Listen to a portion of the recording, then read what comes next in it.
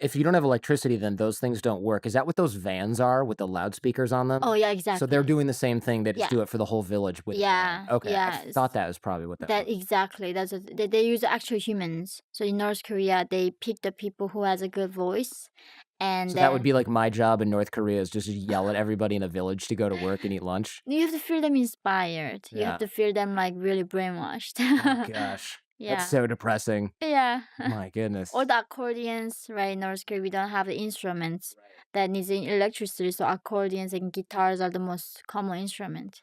So every music is used to be brainwashing Yeah, people. yeah, have you ever seen those kid performances? Those are Oh, so creepy because the kids are really good at yeah. dancing or guitar or singing, but then also it's like their whole life it's like the Olympics of being good at propaganda and having no artistic flair for Mm. the thing that you're practicing your whole life, and they're like 6. I know, like there was a documentary I really recommend you to watch. It's called Under the Sun, and he's a Russian director goes to North Korea and say like, "Oh, I'm gonna like make a documentary about how you put up this some parade or something," and then like they do it, but he did not edit. He filmed before the thing and after the thing, so which was everything was show. Oh, so it was like B-roll. The Yeah, B-roll turns out to be the BTS behind the scenes is the actual documentary, the yeah, rest of it he threw on. exactly. Oh, that's interesting. But what shocked me, this is like a 9 years old girl. It's like a Jinmi, right? She this time she was holding Kim Jong Il's actual arm at the parade the other day because everybody thought she get killed.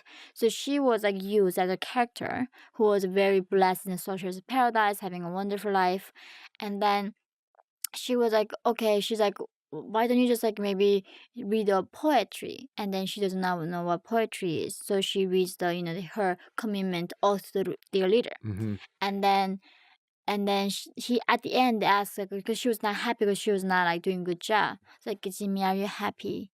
And then like what's that? Mhm. She does not know what that is. What happy is. Even emotions are off limits in Yeah. North Korea. That is wild. And Unbelievable. yeah, so these kids are so brainwashed, and they're like become robots because all fear. Robots. Yeah. Mm-hmm. Yeah. I noticed that there's a lot of sort of robotic, tired people. Well, actually, I should say I assumed it was because they're tired. There'd be people who, when they're standing and they're like at a bar, Mm-hmm. serving food, and when Bar. yeah, like at a There's a hotel. bar in North Korea. Oh Yeah, like at a wow. hotel or Yeah. at like yeah, like a restaurant. And they're Wow. standing there, but when they're not interacting with anyone, they just do this. And my friends and I were like, "Is she sleeping while standing up?" And we learned shortly that she was actually, like, sort of sleeping because you could see her moving like, losing her balance gradually, and we realized that she was so tired and so malnourished that she was literally falling asleep while standing up and working, and Right. I think, like, to live your whole life like that and to not be able to have access to your own emotions, it's just you're right, they're like robots. People don't live after 60. Most of people, like that's the thing in North Korea, you never hear that people died from stroke or people died from like cancer. We don't wait that long to get killed by disease. Like other things kill us first. So North Korea's life expectancy is extremely low. My grandmother died, I think around American age, like 58 or 59, Wow. from starvation. And everybody was like, oh, she lived a long life. Which is crazy because at 59, you're, like, in America, you're probably in some of your prime. Your kids Yeah. maybe are grown, so you're kicking ass at work and you're doing your thing, you're maybe gonna retire pretty soon. You're not Yeah. winding down. No. No, unbelievable. I know that, people have asked me this before. They say, "Oh, is it true that if you fold the newspaper wrong, you can get in trouble?" And I think we should highlight some of the things that you have to do in North Korea to the performative nonsense, right? So if you fold a newspaper incorrectly, if there's a photo of the leader, that's it, right? You might get a concentration camp, but if you rip it, so every front newspaper in North Korea is a Kim's photo, but back page you don't see it. So sometimes you do not see the front page, and then you rip it. That's how you get executed. Ah, okay. So and of course, it can be accidental.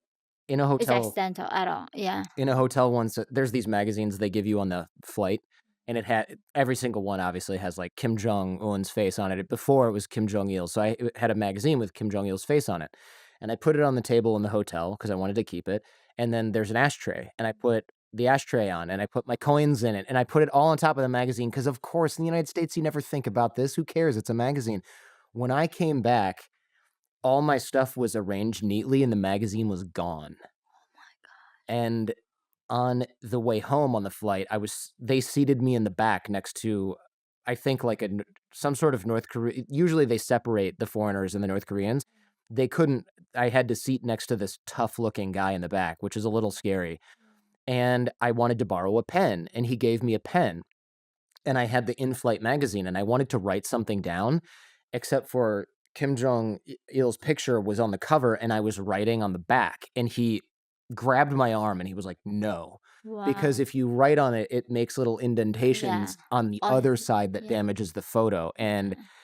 I just did nothing for the rest of the flight because I thought, "What happens to me if this guy gets really pissed off?" Like, Right. you Automombile. You can Right, torture to Otto death. Warmbier, Yeah. yeah, and this is before that, well Yeah. before that, I Yeah. haven't gone since, but that kind of thing is if I feel that level of fear and I'm like, "Look, man, I live in the United States, what are you gonna do? We're on a flight, we're leaving the country." I can only imagine what you feel when when you've seen people's parents disappear.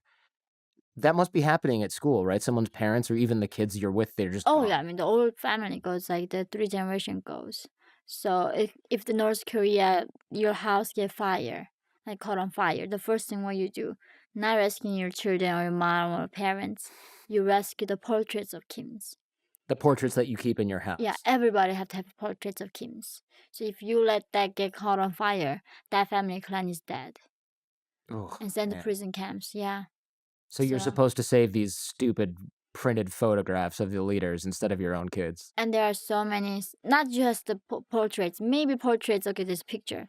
There was a tree A that tree? a tree that Kim Jong Un looked at, or Kim Oh, Jong Il back yeah. then. Kim Jong Il looked at. Mhm. And then those trees are like it's like a treasure, national treasure, because our dear leader looked at it at one point, not touching it, just looked at it. So that thing was caught on fire. So somebody held it and protected it. I think it's maybe myth they created, and that's like what a national hero looks For like. sure, yeah. Yeah, so even a tree, that's how you have to give your life for. I've seen this that's right, that it's funny you should remind me of this. This is such nonsense, right? Because 'Cause you'll go to, like, an ostrich farm or some dumb, stupid tourist thing that you don't even wanna go to, but they make you go. It's all on the itinerary. Oh, Like, an really? ostrich farm is literally an example of it, or, like, some sort of glass plant that or a chemical factory that has never been that thing hasn't Oh, run since yeah. 1968, like, it's been Mhm. off, you can tell, it's not a working factory, it's really obvious, and you're going there and you can see, like, "Oh, this is the chair that the great comrade General Kim Jong-un sat in when he was inspecting the factory," and then there's, like, a huge mural that took months to create, and it's like they call it on-the-spot guidance. Have you heard of this? Yeah. It's where he, like, walks into this. Although like letters on the wall, what he said at the Yeah. time when he visited. Yeah, it's like here's this guy who's never seen a chemical factory, and he's like, "Hey, why don't you put that tank closer to that thing?" And they're like, "Wow, what a genius. He's revolutionized the way we make chemicals." And I'm thinking, to show up and tell other people how to do their job must be the most annoying thing in the world. And they're just like, "Well, paint the entire wall, write down everything he said, gold plate the chair that he sat in for 5 minutes, and then make like a golden tile on the floor, and then never step there again." It's just so ridiculous. The whole thing is myth. But like when you read even North Korean magazine or newspaper, the description of Kim's like takes one paragraph. We are like the greatest leader of our people, the army of the something, the party of the something, and the something, the youth leader of something. So the introduction takes a paragraph. So it's like Grand Marshal, leader of the free, Yeah, yeah. blah blah Da, blah da, da, blah da. goes. So going down, and then actually content begins there. It's like reading a post on Forbes.com. It's like all fluff. Like, one sentence of content, the rest of it's nonsense. BuzzFeed journalism. Oh, they've turned it up lately.